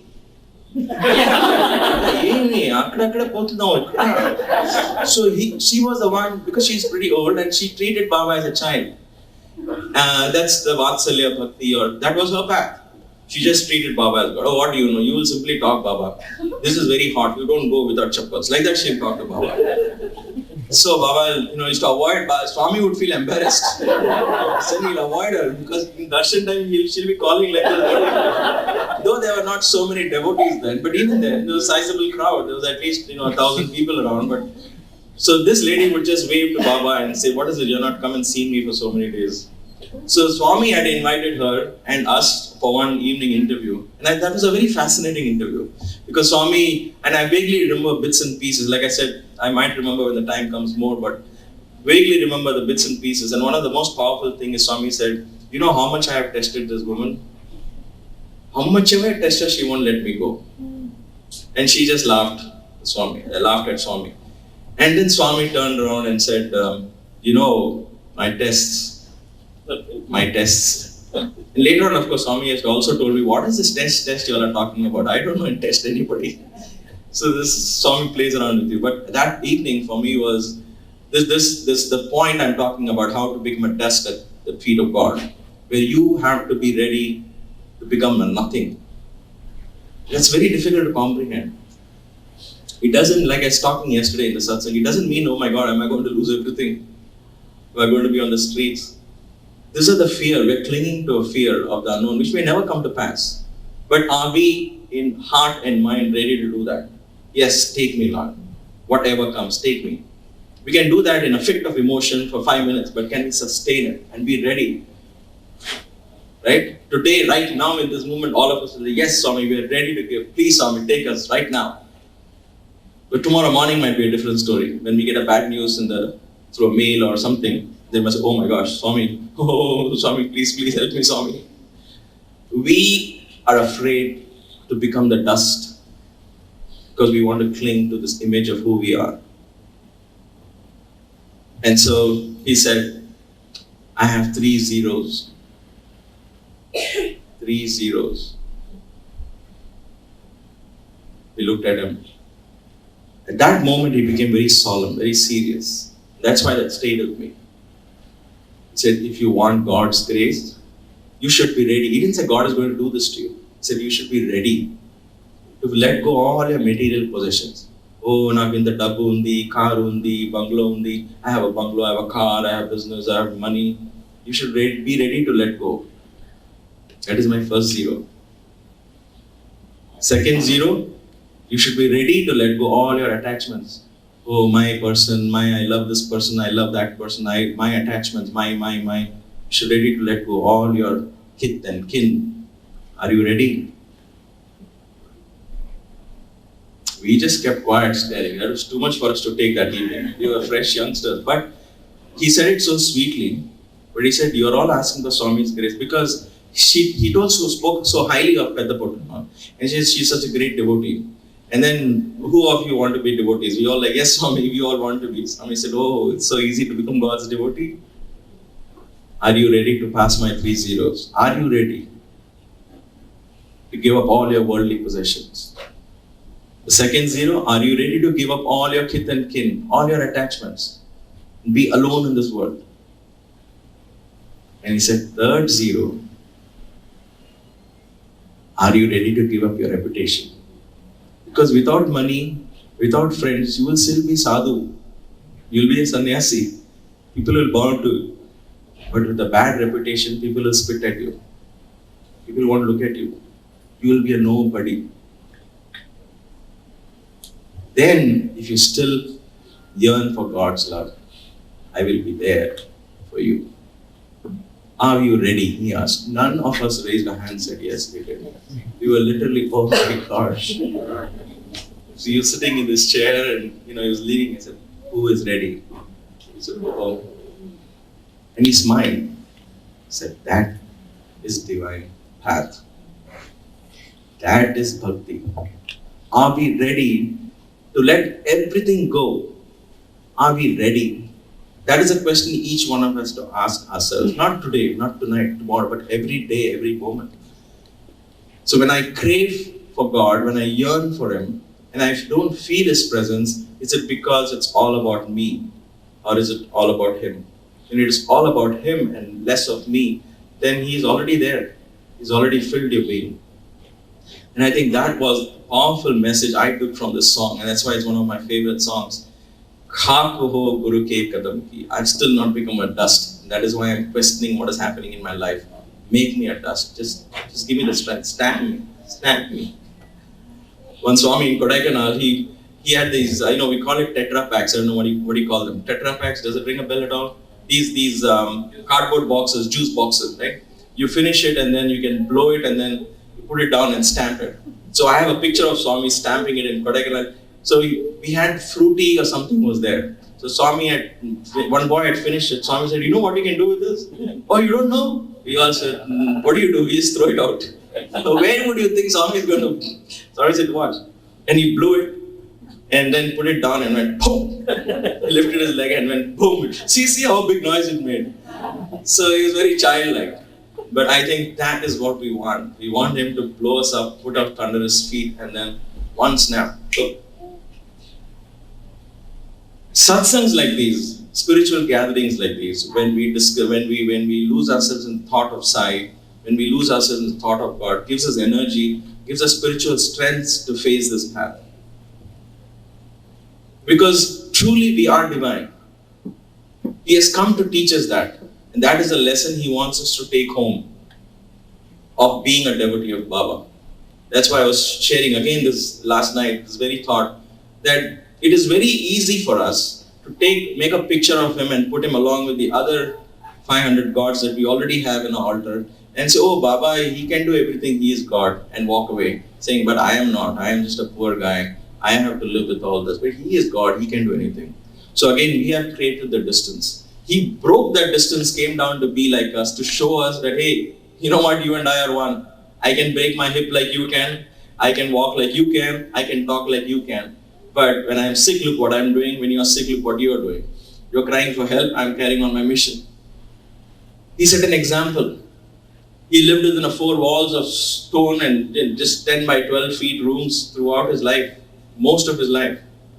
That didn't confine him. He didn't crave for a morning breath of fresh air or a jog by the beach.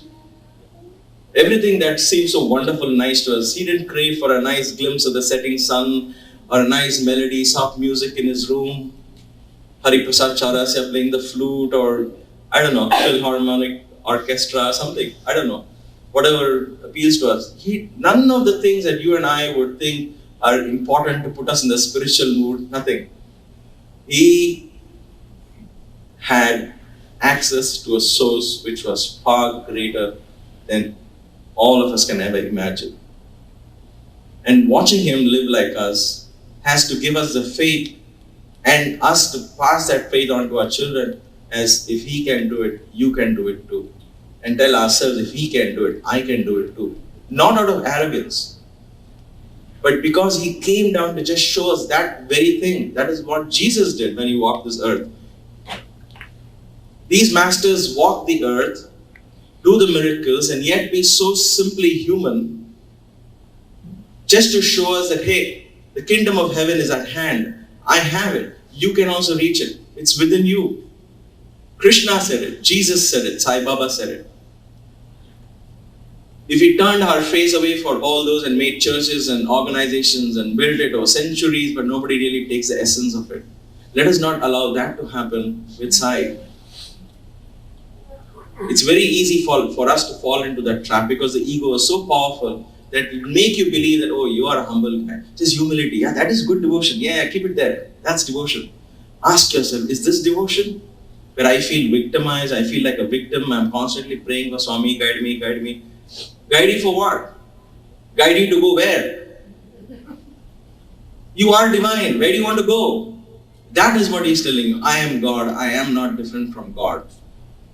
If we take that as our mantra, and there is no waiting to achieve that stage.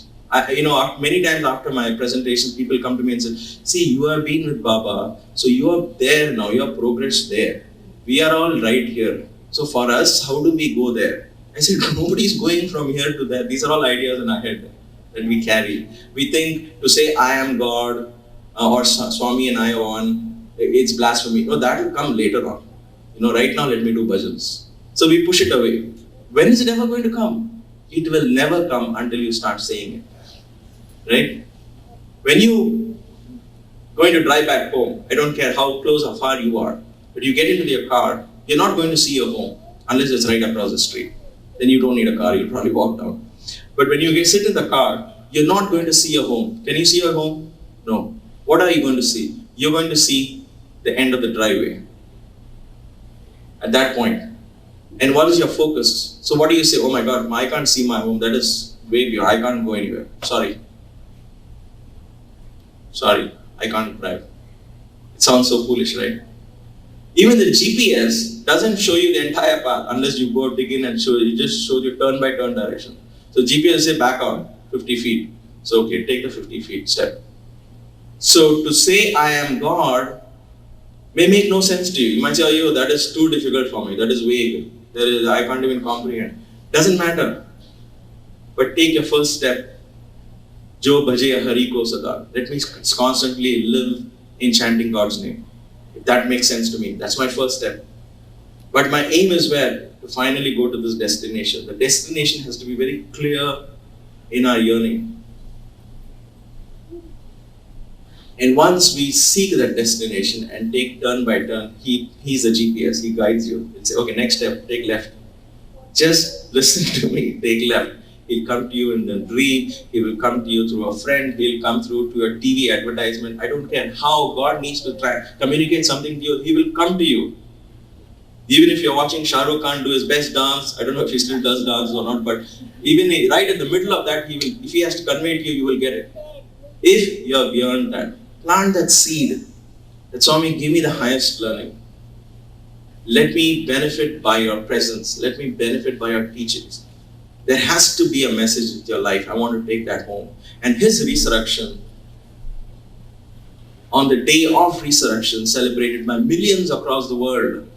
For him, whether they said Sai or Jesus, for him it made no difference. For you and me it makes a difference. But he said, when I leave, everybody will be remembering me. And on the day of resurrection, millions and billions of people across the world remembered resurrection. Whether it was Jews or Christians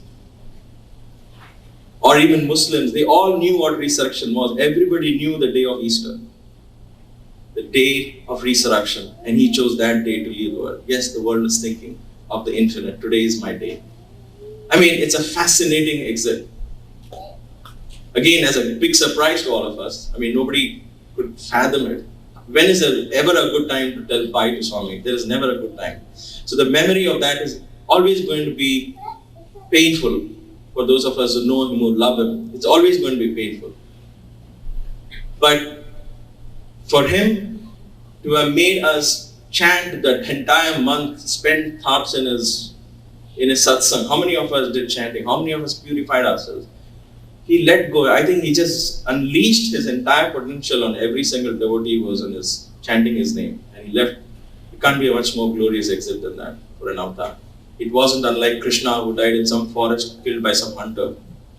It wasn't like Jesus who got crucified, leaving all the devotees, 12 of those people completely shaken in their faith. There was no big test for us. He made us chant, and on the day of resurrection, he resurrected himself back into this infinite glory that he came from. That is the beauty of Baba. I would like to finish this morning's presentation with a small song. We hadn't practiced this, or I didn't share this with you yesterday, but it's coming to me now, and I think it's nice that you just give me the Shruti and you will get it. He's a very talented boy, and I'm so sorry I sat with him last minute at 11 o'clock last night, and he picked up so much for me, and so I'm very grateful to him and Bala for accompanying it and making this a beautiful satsang. Kabir was a very great saint, and he shared a song, and I want to present that song in Baba's presence and how this related to me in Puttaparthi, and we can all join together because there will be bhajans in the middle, and we'll sing together and experience the glorious days when he actually walked in the ashram, when he actually gave darshan. It seems only like yesterday. And like I said, those thoughts or those memories are so fresh in our hearts, it's hard to believe that physically he is no more. But rather than languishing on that side of the picture and saying, oh Swami, I'm missing you, that is there. That's always going to be there. We are always going to miss him. When is one day we're going to say, oh, now I don't miss him anymore? We can never do that. The Guru, for me, he was my only God, my only Guru. But if you understand what he stood for, if you understood where he came from, and what his life meant, you take the spirit of Sai within you, and that empowers you, that consoles you, that gives you the courage, the wisdom and guides your thought and word and deed every day. But Swami, having said that, I want to cheat today and take us all back to the days when you actually walked amongst us, spoke to us, and where every darshan of yours was a different darshan. And I want to share that with this bhajan.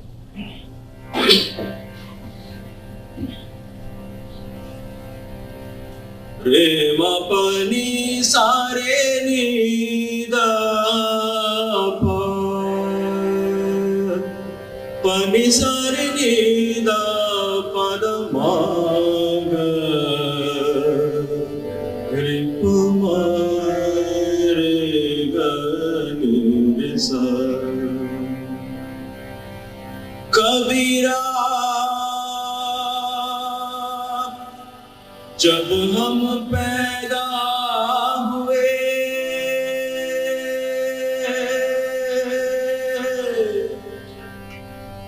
जग हंसे हम रोए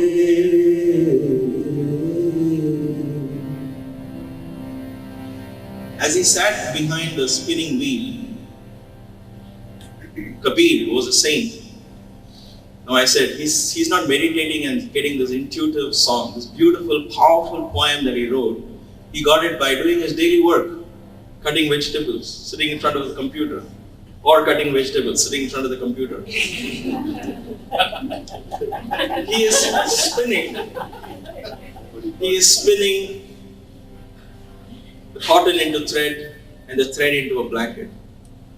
And he discovers this strange irony. Crosses his mind and he says, "Oh world, this is Kabira singing. Kabira, jab hum paida hue." Oh, Kabira is singing. What is he saying? He says, "Oh man, look at this irony.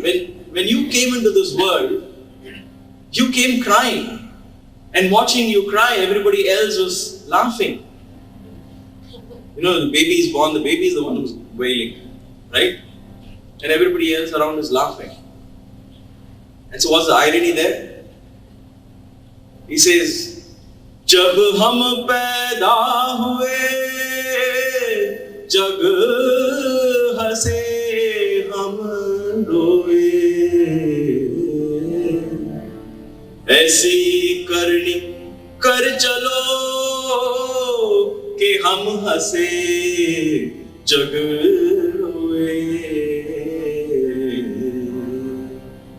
When you came into this world, you came crying and everybody else was laughing. Oh man, may your deeds be such that when it is time for you to leave, you go laughing and leave everyone else to cry. What a profound truth. And then as he wove this blanket, he said, "This blanket is like me. It is like my body. What do you do with this blanket?" And so he compared this blanket to his body and he said, "Drench this blanket in the name of God." Chadariya jeeni re jeeni, jeeni re jeeni, tera naam ras meeri chadariya, jeeni re jeeni, naam ras meeri chadariya, jeeni re jeeni. How was this body made? How did this blanket come into being? Ashtakamal ka charka banaya aaj tatva ki bhuni, 9-10 maas udal ko lage, 9-10 maas udal ko lage, rakh maili chadariya, jeeni re jeeni, tera naam ras meeri chadariya, jeeni re jeeni. Jab mori chadar ban gar aayi chadariya re, jab mori chadar ban gar. When the blanket came of age, when the body came of age, what do you do with this? I send it to the Guru. The blanket is sent to get dyed, right? You want to make the cloth, now you want to dye the cloth in some color. What color do I give this cloth? He says, give it the color of God himself. Why do you stop for anything less? So send this body to the Guru's ashram and let it be colored in the color of God himself. जब मोरे चादर बनकर आई अंग्रेज बोली ऐसा रंग रंगा रंग रे ऐसा रंग रंगा रंग रे के लालो लाल कर दी चदरिया धीरे राम नाम रस दीनी चदरिया धीरे रूह प्रहलाद सुदामा ने ओढ़ी चदरिया रे रूह Prahlad Sudama Dhruv, Prahalad, all these youngsters, all of them wore this blanket. All of them became saints. This bhajan reminds me of my days in Prashanthi.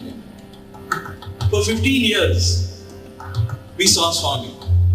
Every day. Sometimes 4 or 5 times in a day. But believe me, not a single darshan was the same as the previous one. Every time he stepped out of that room, every time we saw him, there was a different melody in the air. There was a different bhajan around him. There was a different aroma. There was a completely different energy. That is why every darshan we would crave for every darshan. It would never be like, oh, I had the morning darshan, I'm going to skip the evening darshan. No, I want to see him again. I want to see him again. Why? Because every time you saw him, he was different. I want to share that experience of a 24-hour darshan through this bhajan. It would be evening time as all the boys after the school, they would rush and sit at Swami and he would come out and there would be the chirping of the birds and the gentle breeze in the Prashant Nilayam and it would almost be like the time for Raga Desh, which is the Raga of this bhajan. Sudamane ode chadariya. And as Swami would step out for darshan, this bhajan would come to my mind. Raghupati Rajana. Let's enjoy his darshan of this bhajan. Raghupati Rajana. Patita Pavan Sita. Patita Pavan Sita. Raghupati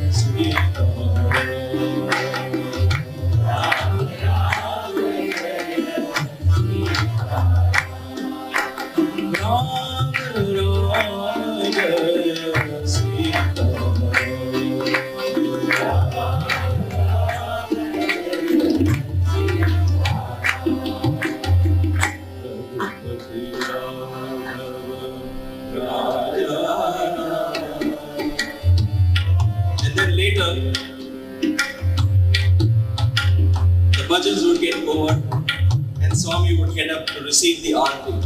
What a magnificent darshan. We would be sitting right at his feet and we watch him rise up to receive the aarti.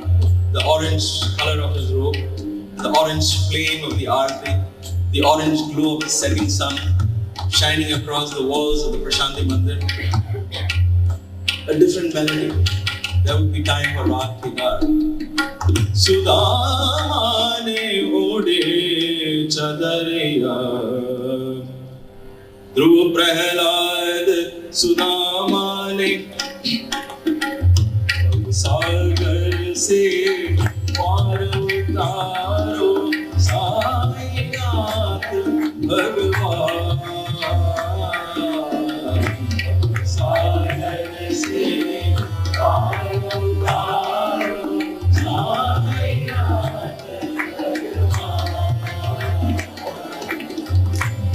सागर से पार उतारो साईनाथ भगवान,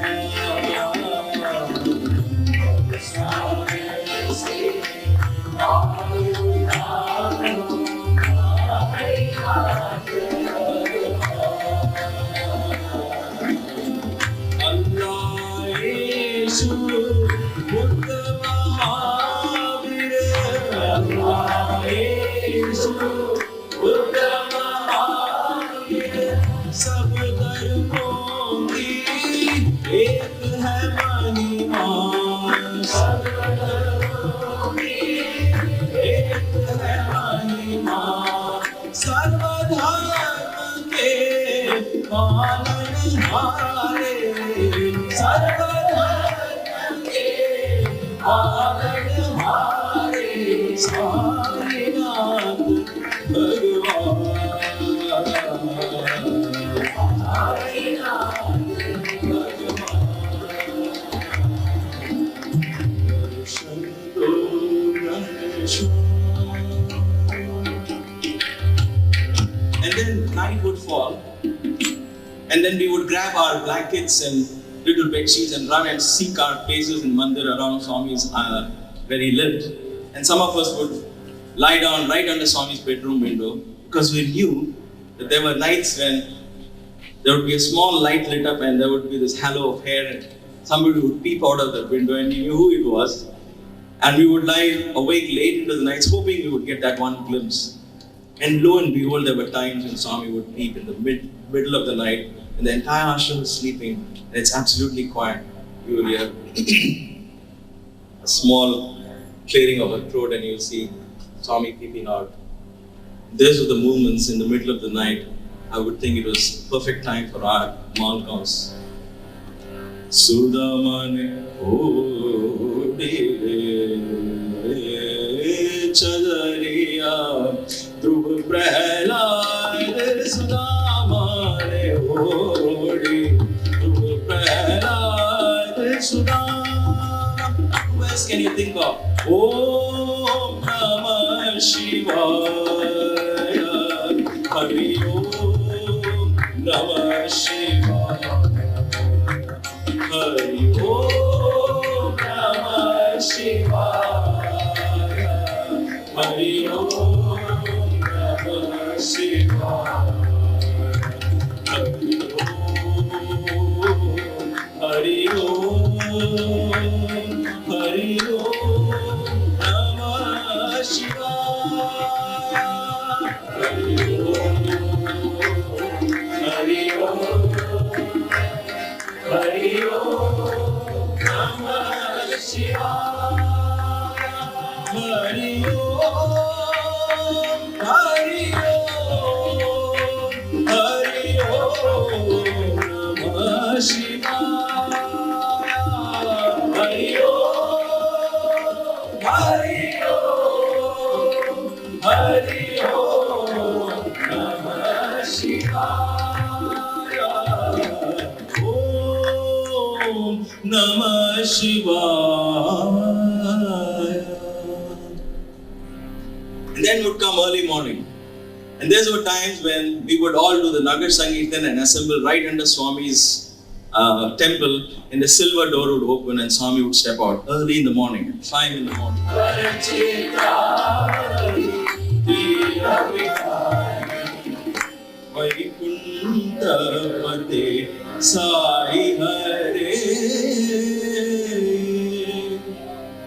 And finally, I'd like to offer the queen of all ragas, Sindhu Bhairavi, at Swami's feet. Sudamane hode de Chadariya Sudama Sudamane odire Dhruva Prahlad Sudamane odi Dhruva Prahlad Sudama Meera ke Prabhu Giridhar Nagar Meera ke Prabhu Giridhar Nagar Meera ke Prabhu Giridhar Nagar Meera ke Prabhu Giridhar Nagar Giridhar Nagar Giridhar Nagar Sharan Kamala Balihari Sharan Kamala Balihari Govinda Hare Gopala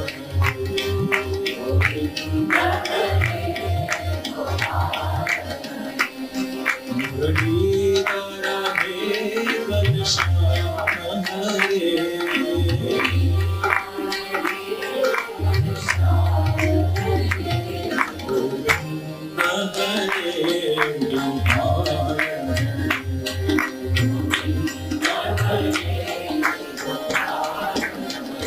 Let's go back to our old time.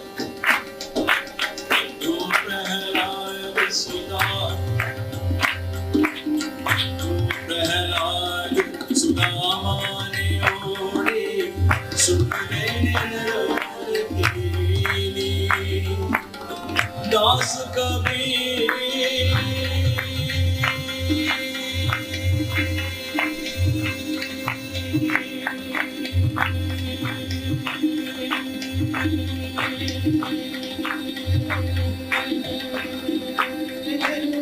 Das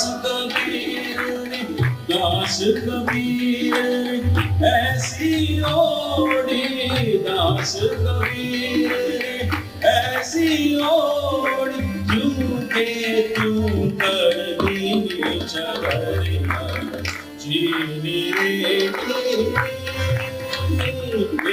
Ram नाम रसीनी चढ़िया जीनी रे बोलो राम राम जय राम राम जय राम राम राम जय सीता राम बोलो राम राम जय साई राम जय जय राम राम जय राम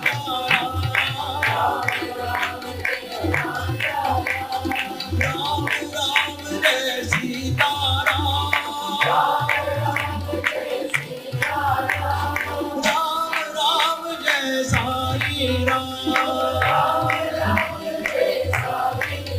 बोलो राम राम जय साई राम पतित पावन Sai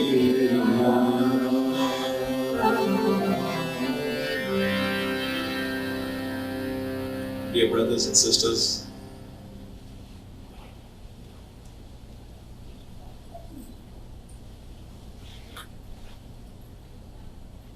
we humbly pray and offer our gratitude and love for Swami to have brought this energy, his presence, and filled our hearts and minds and spirit in this small little satsang that we offer to him and to our own divine selves. Thank you. Sai Ram.